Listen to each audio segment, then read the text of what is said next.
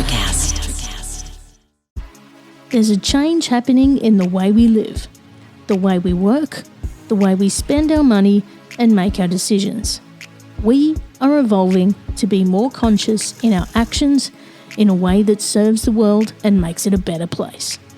Welcome to the Ethical Evolution. The Ethical Evolution podcast is brought to you by the Ethical Change Agency. I'm Bindi, CEO and founder, and I am honoured to bring you the stories of those who create change through paying it forward and giving back.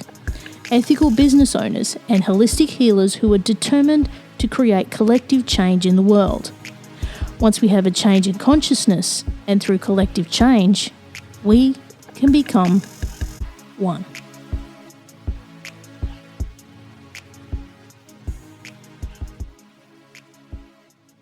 When my naturopath recommended I go organic, I found it a bit daunting at first. Then, when I found the right places for organic produce and products, I felt like I was home. Sometimes it can be difficult to get everything organic, but starting is the easiest part, and it just flows from there. So when it came to the choice of choosing an organic coffee, I didn't find it too difficult. The coffee I found was fair trade, which really means a lot. You'll find that out in this episode. It was organic, it was a Queensland company, and it was also socially conscious. Oh, did I mention the coffee's delicious too? So, my choice was Montville Coffee. And from day one, I was hooked. I was a bit chuffed to get the chance to speak to Founder Karen Barnett about their story and how they are one of the few B Corp certified coffee companies in Queensland. The more I got to chat with Karen, the more I could see her mission unfold and the impact they make locally and globally. So the next time you see a pack of Montville Coffee, grab one, give it a go. You're not just supporting a Queensland company, you're also behind a global movement. So, let's talk coffee and global domination with Karen Barnett. Welcome, Karen, to the Ethical Evolution.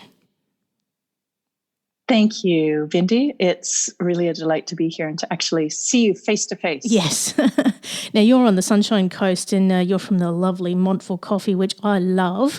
Can you tell us about your background and how Montville Coffee came about? I'd love to. So I'm a teacher by profession. Mm-hmm. And when I was a young teacher, I had an experience, well, many experiences, but one was that my mother became a peace activist. Right. And that really started to open my eyes to how all of us have a role to play. She was a doctor, had done her medical degree while we were in primary school, and then started to use that knowledge about human health and the response of doctors to the threat of nuclear war, and that there really was no response. And so she became a peace activist, which really, I think, had a very profound effect on me as a young person, thinking about what is the trajectory that my professional career could take, because she could have been a highly effective medical practitioner and have done things in her community, but she actually leveraged that to have a profound effect on the direction that the world has taken. And so I think that had a big effect on me as a young person to think about, as a teacher, what is my bigger responsibility, and is there something profound that I could do? Yeah. Wow. That's inspiring. What a mum. What a mum. Oh, we should all have a mum like that. Yeah. Yeah. And then, so you were a teacher, and how did we end up at Montville Coffee? So my students used to tease me that it didn't matter what the subject area was, I would teach social justice. So I could weave social justice into anything. And eventually my husband and I were ready for a change, and he's Australian from the Sunshine Coast, and we wanted to move to the Sunshine Coast from Canada with our two little children. And we thought that was a really wonderful opportunity to take a change in the direction of our careers and to start a small business together.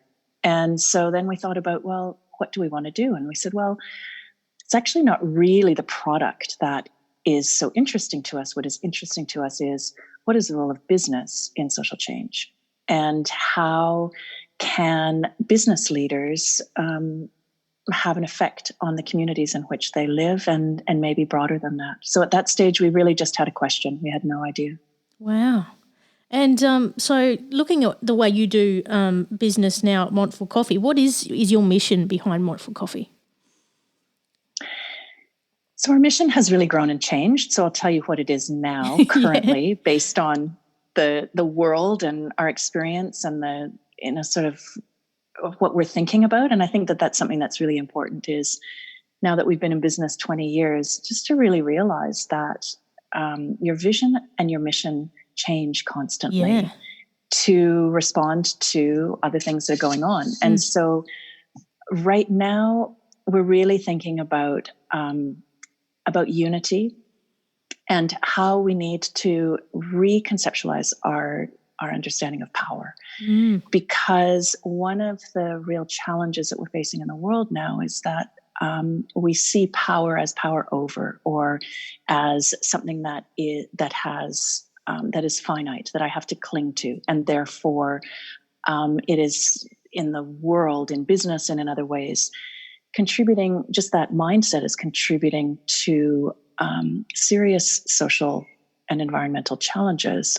And so what we're really interested in now as a business is, what about if we saw power as an infinite capacity of humanity, and that our role is actually to release more and more power, and to see the more that we work together and the more that we see power as limitless, the more that we can collaborate with others who we would never think to collaborate with, and do things in ways that have never been imagined. Yeah.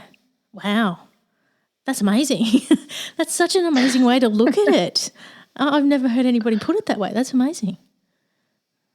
Well, I was interested when reading your bio and your idea of oneness, and that is a strong belief that I have. But I think our challenge is moving from a culture of protest or a culture of knowing that we want something different, to actually doing the really, really hard work day after day of trying to create what that might be. And that process is a learning process. So it's one of gathering as much information from as many different sources as possible, realizing that you only have one tiny piece of the truth. And so you have to hear multiple perspectives and go to places that you may not necessarily have thought in the beginning, in order to gather information and then take a step forward based on the best information that you have, and then stop to evaluate and reflect and think about, is this actually moving us towards unity? Is it moving us towards oneness? If so, let's do more of that. Let's do more of that. If it's not, if I've fallen into protest or I've fallen into competition, I can step back and rethink. But I think this thinking of ourselves as learners and seeing that this is a journey of generations towards the oneness of humanity, this vision. Yeah. Then we don't get so overwhelmed. And then we also don't sort of get caught up in success or failure. Yeah, and that's a really interesting way to look at it with, the generations. A lot of conversations I've been having with people were saying that the next generation coming is going to have it nailed, like they, as far as the environment and sustainability goes, that's top of mind for them. And I think the world's in a much better place in their hands. Would you agree? It wasn't ours too. We did, well, I think every generation has a particular role to play. And our kids wouldn't be doing what they're doing. My kids are in their mid-20s. They wouldn't be doing what they were doing if it wasn't for what our generation did and what my parents' generation did. We each, because society is progressive and growth and transformation have to build on something. They don't come from nowhere. Absolutely. So I think that it's really exciting and extraordinary what young people are able to harness. Yeah. But it is a generational place that they are at. They haven't come out of nowhere. No, and we've that set a gives foundation. me hope because Yeah. exactly. And they're having children now, which is really exciting, because that's the next generation that will carry us further forward. Yeah. So let's talk coffee. I love the Sunshine Coast blend that you have. Where do your coffee beans come from, and what's the difference you make in sourcing your coffee? So we made a decision that we would only roast organic fair trade coffee, which was problematic when we started a coffee roastery in 2000, because organic coffee was only just available as green bean in Australia, and fair trade wasn't in Australia yet. But having come from Canada, we saw that this was really the direction that that coffee was going: coffee, chocolate, cocoa, all the commodities. And so we started with just 2 origins, and then built on that. So currently, we source our coffee from 10 cooperatives. Coffee grows in a band around the equator, and we have always sourced from the same cooperatives if possible. So there's a couple of cooperatives that we have bought from for over a decade. And we do that because we see that the purpose of us being in coffee and not something else is in order to assist communities with their own development. So to use economic development, to use trade, to use long-term relationships as ways for communities to build capacity and to start to leverage their own resources. And in some cultures and countries where coffee and chocolate is sourced, there's quite a few issues around labour and slavery and those kind of things, aren't there? Yeah, and that is something that is always front of mind for us. And so that's why we have stayed with fair trade for 20 years, is because the more that I get to know the way that fair trade operates and is changing with the with more science, as development happens, fair trade is really putting in place a global framework to address social issues and to address labor issues, gender issues, which other organizations are able to leverage off, which is the whole point. So the point is that fair trade will become universal, but there will always be another frontier. Yeah.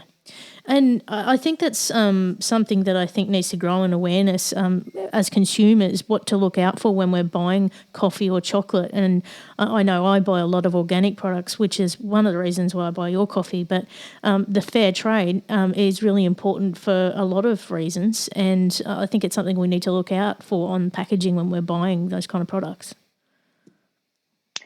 I agree. And I think third-party certification is really important at this time in history, when we are so bombarded with greenwashing and when it's so easy to say one thing and to do another. And really the trust that we have is often embedded in third-party certification. So we don't waver from that. We are certified organic, we are certified fair trade, we are certified B Corp.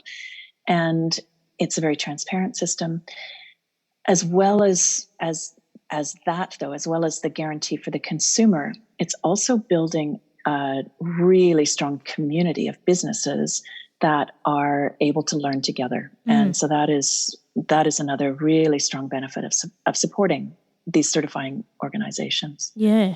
And just having those certifications, as you were saying there, I was just thinking, man, what a great way to do business, because, you're not only, you're doing you're doing business for good, you're giving back, and you're not making a huge impact in the way that you do it in a negative way.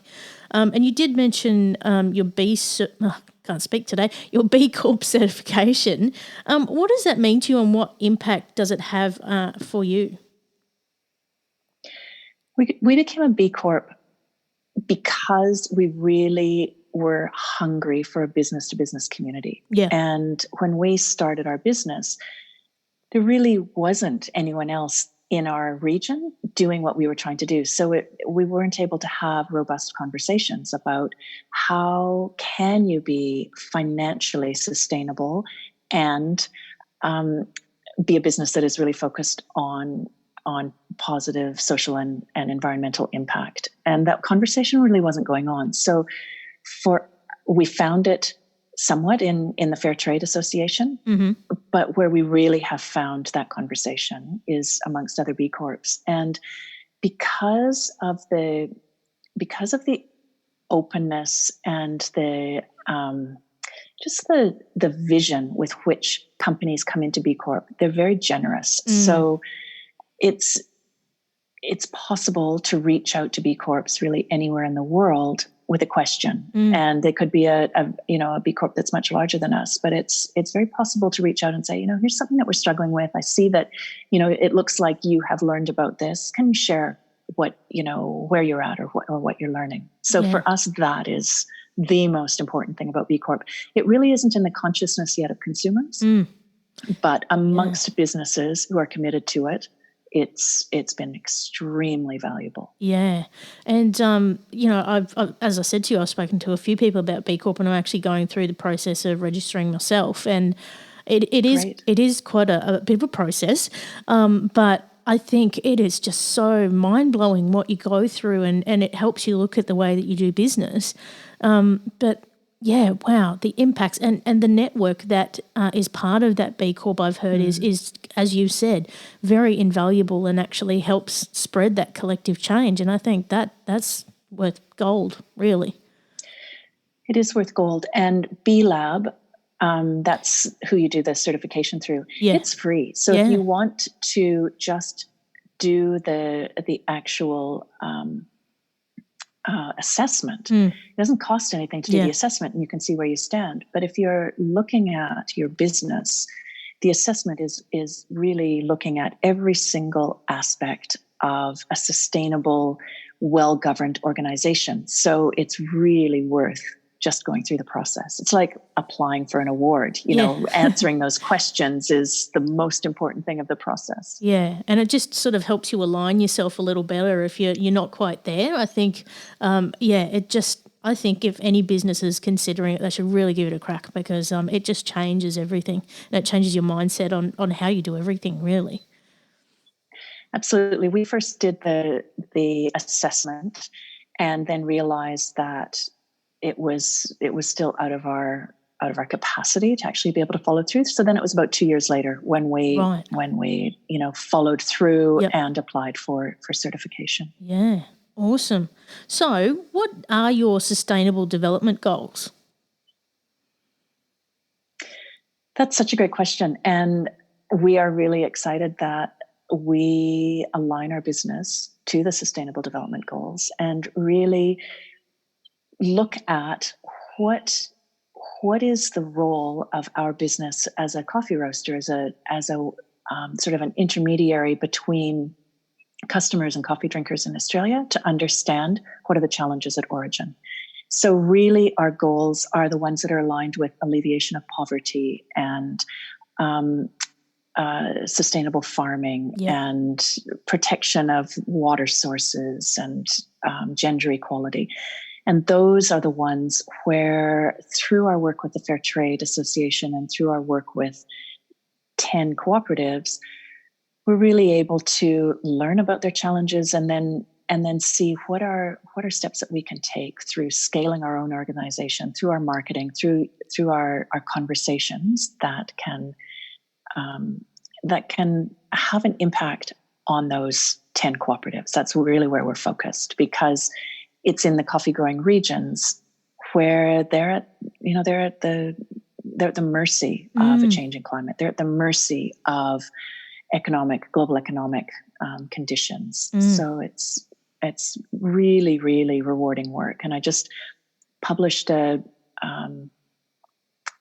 social media post in the last couple of days about women in science. I don't know if you know, but the 10th of November is Open Science Day, it's UNESCO's World Science Day. I didn't realize that. But then I was looking at these most recent photographs we have of Papua New Guinea with the women using scientific methods to look at the quality of their coffee. And when we were there 5 years ago, we couldn't even really have conversations with the women coffee growers. Yeah. It was, and now they're fully involved in the workshops. So that's an extraordinary change in 5 years. Yeah, that's incredible. And I did see your post. I just remembered it now. So, yeah, that's amazing, that shift. I think that's just incredible. And, another thing that seems to be a common theme in these conversations is women in those developing countries are really starting to step up and get noticed. And I think, that's where we start to see that change. Thinking how close we are, not just to universal education, but universal education of the girl child. That's an extraordinary change. If you look at human history and you look at how rapidly, it's only been a few short decades since that idea was even, thought of, that universal education was important, and then that the universal education of girls. And now it's really understood globally that if you educate a girl, it has profound impact on the community and on families. And we're really seeing that. We're seeing the effects of that, and through their capacity and interest in the sciences, particularly in these communities. It's really exciting. It's so good to see that ripple effect. I just love it. Now, I know I'm going on about your coffee a lot, but I really do love it. You guys seem to be changing your direction around pairing food and coffee, and I've seen some of your recipes on your website, which I've got to give a go. Where are you going with the whole foodie choice for coffee? So in the last few years on the Sunshine Coast, a food and agribusiness network has started, and it's part of the Sunshine Coast Council's economic development plan. And food and agribusiness is seen as one of the really high value industries on the Sunshine Coast. So it's a collaboration between Sunshine Coast government and industry and the university, is to establish a really, really strong cluster of food and agribusinesses. So we got involved with them early on in the organization, and really found that we had found the people that we really love to be with. So we then looked at who we are as a coffee business. And we've always seen ourselves as a friendly coffee business. We're not into having people think that this is too hard, or that you can't do it, or, that it's, that there's something particularly difficult about making a good cup of coffee. It's just science, and it's just, time. So we then really started to think that we are the foodie's choice of coffee. We are the social lubricant. We're the coffee that allows collaboration and great conversations to happen. We're not assertive in your face. We are the foodie's choice of coffee. So that's how all of that started. And then we started to investigate this food and coffee pairing. And that has been part of what we've been doing in the last year. I love it. It's like you're elevating coffee to a wine status. I love it. And social lubricant. I love that one. Now, what has been your biggest challenge in the work that you do, and how did you overcome it? Something that has been weighing on my mind is if I really truly believe in unity, and I really believe in rethinking conceptions of power, what's my relationship then to the other coffee roasters on the Sunshine Coast?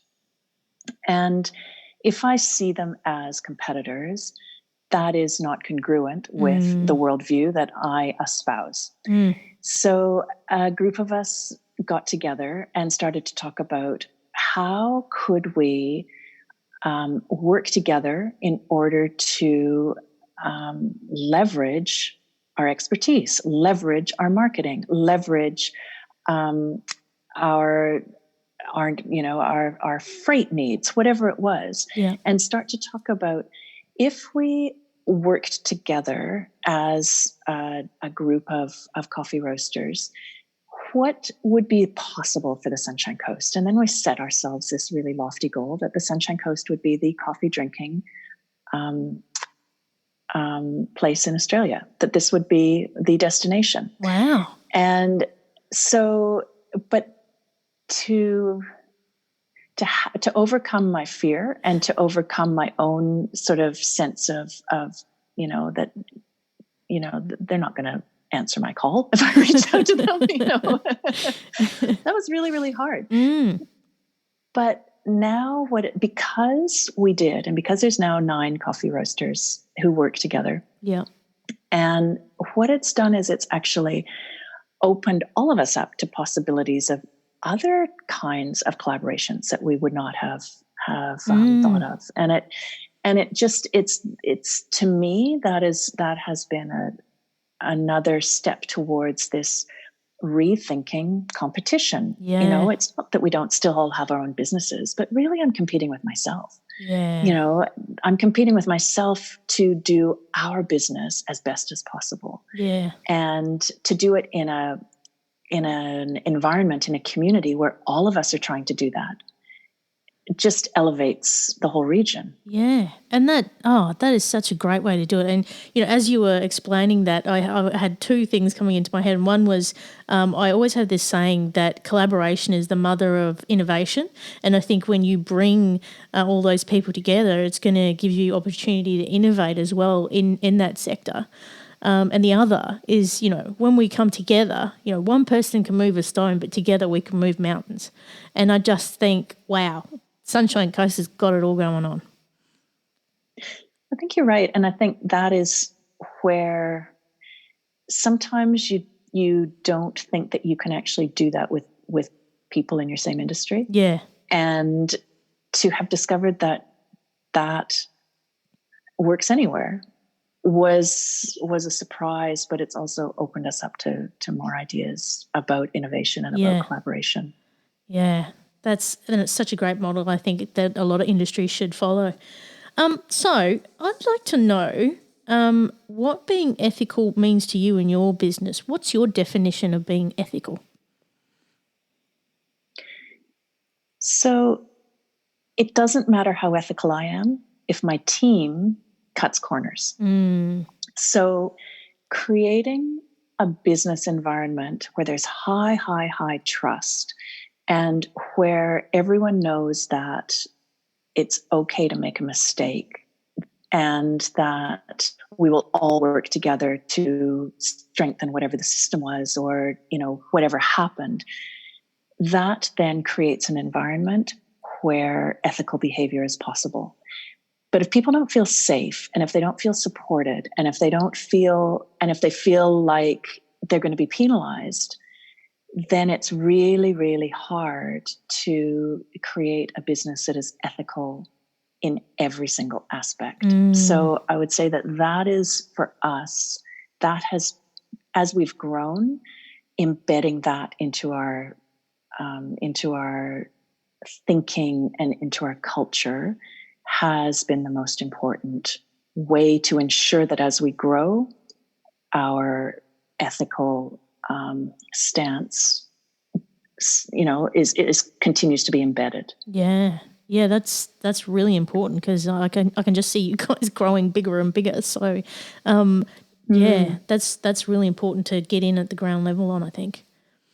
And talk about things like what is truthfulness, what is trustworthiness, what does it mean in a situation, and to talk about it all the time because it's not something we talk about in society, and often it's a relative thing. Well, you're truthful except when, or you're trustworthy except in this situation. And we make that visible in our business and say, well, actually, we want to be able to be truthful all the time, trustworthy all the time. How do we create an environment and a culture so that everybody feels confident in acting in that way? Yeah, it's almost like a bit of an authenticity, isn't it? Making sure that you're that all the time. So what are your future plans for paying it forward and expanding your mission with Montville Coffee? Our goal is that all of the coffee growers that we purchase from are able to sell all of their coffee into the fair trade market. Yep. So what happens right now is the market for fair trade coffee is not growing as quickly as the supply of fair trade coffee. And Yeah. it's because the coffee growers are at origin, they're realizing the benefits. And so it's so, it's just making such a difference to their lives that more and more cooperatives are becoming part of the fair trade system, Yep. which is meaning that they have better quality of the coffee and, all of these benefits. But the challenge is that the growth of fair trade coffee globally is not happening as Right. quickly. So a lot of their coffee is being sold at conventional prices. And then they don't receive the fair trade premium. And the fair trade premium is what roasters pay the cooperatives, and the cooperatives use that however they see fit. Yeah. So our goal is that all of these 10 cooperatives reach a stage where all of their coffee is being sold as fair trade coffee, and they're receiving the fair trade premium on all of their product. Yeah. Wow. So it's really just making sure that we can make that fair trade market bigger and have that full effect. Yeah. It is, and it's a lot about education, because you can't fit the fair trade story in a soundbite, because it's about grassroots democracy. It's about capacity building. It's about so much more than the price of a coffee. And so it's a complex system. And so it takes quite a bit of thinking to understand, why is it different from other systems that are out there. And, when you go to a coffee shop or anything like that, and, they talk about fair trade coffee and things like that, you kind of get a feel-good moment when you do buy it. But I don't think people completely understand what that means when they're actually buying their cup of coffee. And I think we've all got a role to play in that education, I think. I agree. Yeah. So how can we support you and the greater good you do and get involved in what you do up there in Montville Coffee? I think you're doing it already. I think every one of us needs to find our life's purpose, and we need to find how our particular capacities and interests and skills and talents, and use them, and make sure that we are doing what we can, because the challenges that we're facing as humanity are complex and are going to take every single person contributing in the way that they can. And so there's no one answer. It's not a political solution, although governments have a part to play, communities do, individuals do, businesses do. And I think, we've found a path through coffee, and you found a path through media. And I think every one of us just needs to support each other and keep acting and stay hopeful. We're going to make it through this. We have to stay really hopeful and just see this as really complex challenges, which humans love. We love complex challenges. Yeah. That has to be the best answer I have ever got for that question. Just saying. Now, I really love this next question, and I'm really curious to see what your answer is going to be. What's the change you'd like to see in the world, and how can we bring it to life? I would like to see the end of prejudice. Because it is prejudice that leads to conflict, that leads to suspicion, that leads to imbalance. It leads to lack of compassion and empathy. But prejudice is something that we all have to be so conscious of rooting out of our own hearts, because it's there. It's there. And so it takes incredible vigilance to be thinking about, oh, wow, what are my prejudices? Is it race? Is it class? Is it gender? Is it age? What ideas do I carry that I really need to investigate so that I can contribute fully to the unification of humanity? Because if I'm not looking inside myself, if I'm looking outwards or blaming others and saying, oh, that person, then when it comes to prejudice, the only person that I can change is myself. Yes. And so I think that as we understand more, as we see ourselves more as one, then and as we learn to eradicate prejudice from our hearts, that is going to have a profound impact on the planet and on all of humanity. Oh, man, I love that. You are amazing, Karen. I love that. And that leads to the collective change that I constantly go on about. So thank you for that. That was amazing. Now, if people want to get your coffee and enjoy it as much as I do, where can they go? montvillecoffee.com.au. Awesome. Thank you so much. Sign much. up for our subscription. Yes. And then, then we can forward plan. Then we know that we can buy more contracts from these 10 cooperatives if we can forward plan. So it makes a big difference. All right. We'll share that through the Ethical Change Agency so that people can sign up and we can get this ball rolling. Thank you so much. Thank you so much for joining me on the Ethical Evolution, Karen. You have been an absolute joy. Thank you. Thanks for listening to the Ethical Evolution podcast. If you're an ethical business owner, change maker, or holistic healer who's determined to make a change in the world and you need support to spread your message, visit ethicalchangeagency.com to collaborate.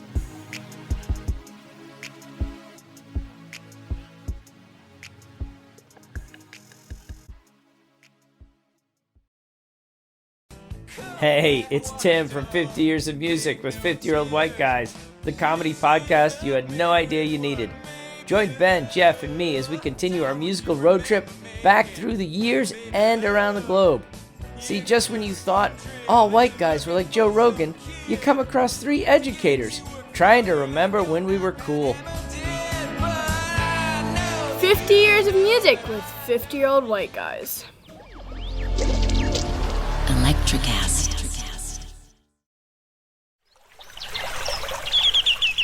Are you passionate about saving the planet for future generations? Do you want to learn how to do it? If yes, then you need to tune in to the Naturopath podcast. It's a talk show covering the changing world around us, from renewable energy, sustainable agriculture, circular economy, to ESG and social innovation. Don't miss this opportunity to discover how you can join the movement and make a difference. Subscribe to the Naturopath podcast today on your favorite platform and get ready to be amazed. Electricast.